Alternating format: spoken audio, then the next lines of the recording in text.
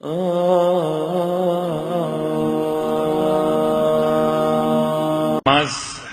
جو نماز ہے مستحب نماز ہے نافلہ کہلاتی ہیں، ان میں ایک نماز رد مظالم۔ یہ رد مظالم کیا ہے؟ رد کہتے ہیں پلٹا دینے کو، مظالم کہتے ہیں کسی بھی نہ جانتے ہوئے اجنبی انداز سے کسی پر زیادتی ظلم واقع ہو جائے تو اس کو مظالم کے نام سے یاد کیا گیا، اور اس مظالم کو ختم کر دینا، اس مظالم کی معافی مانگ لینا، اس کو رد مظالم کے نام سے پہچانا گیا۔ تو نماز ہی کا نام ہے رد مظالم۔ یہ 4 رکعت نماز ہے، اور کوئی بھی نماز 4 رکعت ایک تشہد و سلام نہیں، ایک سلام کے ساتھ نہیں ہو سکتی۔ تشہد تو 2 ہی ہوتے ہیں، البتہ ایک سلام کے ساتھ، سوائے نماز آرابی کے۔ ایک نماز وطر ہے جو 1 رکعت پہ تشہد و سلام سے مکمل ہوتی ہے۔ ایک نماز آرابی کا ایک حصہ ہے جو 4 رکعت 2 رکعت پہ مکمل ہوتا ہے۔ لیکن باقی تمام نمازیں مستحب جو ہیں وہ 2 رکعت یعنی تشہد و سلام کے ساتھ مکمل ہو جاتی ہے، چاہے 100 رکعت ہی کیوں نہ ہو، مگر ہر 2 رکعت کے بعد تشہد کے ساتھ سلام پڑھا جاتا ہے۔ تو یہ 4 رکعت نماز رد مظالم۔ رد مظالم کا مطلب کیا کہ آپ نے کوئی عہد کیا، بھول گئے، وعدہ کیا، وفا نہ کر سکے، کوئی نظر مانی، پورا نہ کر سکے، کسی سے کوئی وعدہ کیا تھا یا کسی کا پیسہ رہ گیا تھا، اب خدا معلوم وہ کہاں گیا اور آپ کہاں گئے یاد نہیں آتا، کبھی کسی کی شے لے کر رکھی اور بھول گئے واپس دینا، ایسے بہت سارے واقعات میرے اور آپ کی لائف میں بہرحال آتے ہیں، چاہے ہم ان کو محسوس کریں یا نہ کریں۔ حد تو یہ ہے کہ اگر کسی سے پوچھے بغیر ایک صرف دانتوں کے درمیان سے خلا کرنے کے لیے ایک ٹوتھ پک استعمال کر لی بغیر پوچھے ہوئے، تو ہو سکتا ہے رد مظالم میں اس کے لیے بھی آپ کو نماز پڑھنی پڑے۔ رد مظالم کوئی ایسی ذمہ داری جو میرے اور آپ کے کانوں پر آ گئی اور ہم اسے اب ادا نہیں کر پا رہے، اس لیے کہ ہم پہچان نہیں پا رہے، یاد نہیں ہے، تو نماز پڑھ لی جائے۔ یہ نماز 4 رکعت 2 رکعت کر کے پڑھی جائے گی، اور اس نماز کی پہلی رکعت میں الحمد کے بعد 25 مرتبہ سورہ اخلاص ہے، دوسری رکعت میں الحمد کے بعد 50 مرتبہ سورہ اخلاص، 2 رکعت نماز مکمل ہو گئی۔ باقی رکوع، سجود، قنوت، تشہد و سلام، ایک عام نماز فجر کی طرح سے۔ پھر 2 رکعت نماز، نیت کیا ہو رہی ہے؟ نماز پڑھتا ہوں 2 رکعت رد مظالم قربتاً الی اللہ۔ تیسری رکعت کہیے، یا ان 2 رکعت کے بعد جو 2 رکعت اور نماز پڑھ رہے تھے ان کی پہلی رکعت کہیے، 75 مرتبہ سورہ اخلاص الحمد کے بعد، اور چوتھی اور آخری رکعت یا دوسری نماز کی دوسری رکعت کے اندر الحمد کے بعد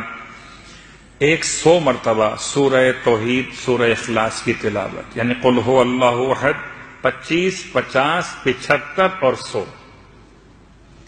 1 رکعت، 2 رکعت، اس کے بعد 3 رکعت، 4 رکعت۔ یہ 4 رکعت نماز 2 رکعت کر کے پڑھی جائے گی، اور ان نمازوں کی ادائیگی کے بعد ویسے تو دعا موجود ہے جو خاص طور سے رد مظالم کے عنوان میں پڑھی جاتی ہے، لیکن اگر وہ دعا آپ کو میسر نہ ہو تو بہت آسان نسخہ بتا دیتا ہوں۔ امام سید سجاد علیہ الصلوۃ والسلام کی دعائیں صحیفہ کاملہ، صحیفہ کاملہ کی ملحقات جو کہی جاتے ہیں ان میں کچھ بعض دعائیں ایسی ہیں کہ جو براہ راست صحیفہ کاملہ تو نہیں ہیں مگر ان میں ملحق کی گئی ہیں۔ چوتھے امام کی دعائیں ہفتے کے ہر دن کے لیے، دن ہفتے کا ہو، اتوار کا ہو یا پیر کا یا الی آخر جمعرات و جمعے کا دن، ہر دن کی الگ دعا، خاص طور سے پیر کے دن یوم الاثنین، پیر کے دن کی دعا، اس میں امام علیہ السلام نے اللہم انی استغفرک سے جملہ شروع کیا ہے درمیان دعا کے اندر، لِكُلِّ نَذْرٍ نَذَرْتُهُ، پروردگار میں تجھ سے مغفرت کا سوال کرتا ہوں ہر اس نذر کا جو میں نے تیری بارگاہ میں کی ہو اور کرنے کے بعد بھول گیا، وعد وعدتہ ثم لم أفِ بہ، کوئی وعدہ، کوئی عہد یہاں سے لے کر آخر تک کسی کی غیبت کی ہو، کسی پر تہمت رکھی ہو، اور اب مجھے یاد نہیں کہ غیبت کی کس کی تھی، وہ چلے گئے، ان سے ملاقات نہیں ہو سکتی، ان سے رابطہ نہیں ہے، یا انتقال کر گئے، اب میں کیا کروں مالک؟ تو میری طرف سے تو ان تمام کو اتنا عطا کر دے کہ وہ مجھ سے راضی ہو جائیں۔ اور روایت بھی یہی ہے کہ جو یہ نماز پڑھ کر دعا مانگے تو خدا ان تمام صاحبان حقوق کو اس بندے مومن سے راضی اور خوشنود فرما دیتا ہے، اور جب بندے راضی ہو جائیں تو پروردگار خود بخود مہربان۔ صلوات پڑھے محمد و آل محمد۔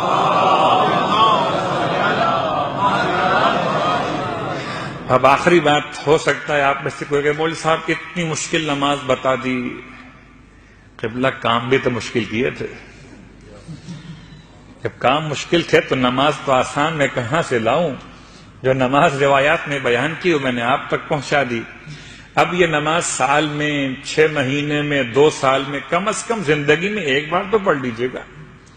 تاکہ جو پچھلے حساب کتاب ہیں جن میں آپ اور ہم بھول چکے ہیں، کم از کم وہ تو پروردگار سے